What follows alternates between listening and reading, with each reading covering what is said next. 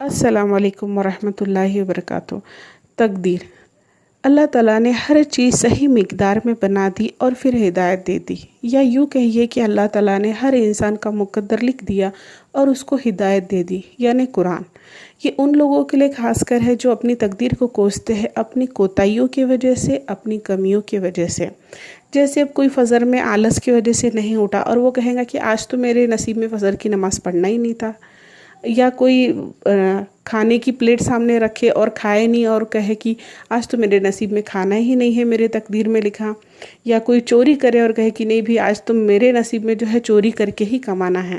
اللہ تعالیٰ فرماتا ہے کہ میں نے تم کو قرآن دیا ہے جو ہمارے نبی کریم صلی اللہ علیہ وسلم کی زندگی پر ہے۔ قرآن کہتا ہے کہ محنت کرو اور جو ہے پھل تم کو اللہ تعالیٰ دے گا، اس کا جو بھی ریوارڈ رہے گا۔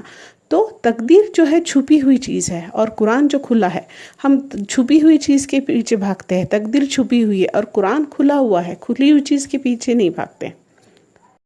آپ جتنی بھی دین کی کتابیں ہیں، قرآن سارا چھان لیجئے یا حدیثیں چھان لیجئے یا جتنی بھی دین کی کتاب ہے پڑھ لیجئے، کہیں پر بھی یہ نہیں لکھا ہے کہ جو جہنمی ہے جہنم میں جا کے کہیں گی کہ اللہ تعالیٰ نے ہمارے تقدیر میں ہی جہنم لکھ دیا تھا، نہیں۔ اب تقدیر کے بھی دو پہلو ہے۔ ایک تقدیر کا ایک پہلو جو ہے جو ہمارے ہاتھ میں نہیں ہے، جو اللہ تعالیٰ نے لکھ دیا۔ جیسے میرا انڈیا میں پیدا ہونا ہے یا میں کوئی فورن کنٹری میں پیدا ہوں، یہ میرے ہاتھ میں نہیں، یہ میری تقدیر میں ہے۔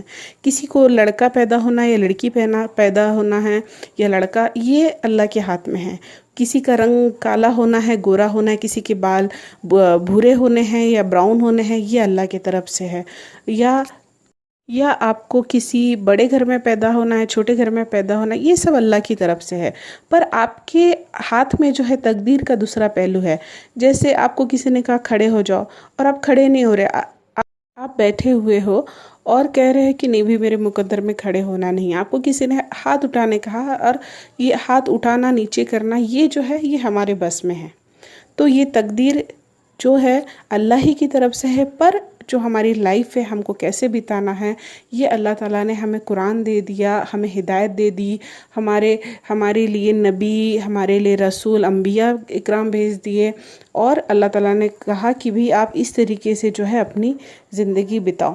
اور صحیح ایمان وہی ہے جو ہماری تقدیر اچھی ہو یا بری ہو، اس بات پر ایمان رکھے کہ جو بھی کچھ ہے اللہ ہی کی طرف سے ہے، اور پر ہماری جو زندگی ہے ہم کو وہ کیسے بتانا ہے، یہ قرآن کے طریقے سے بتانا ہے جو اللہ تعالیٰ نے ہم کو ہدایت دے دی ہے۔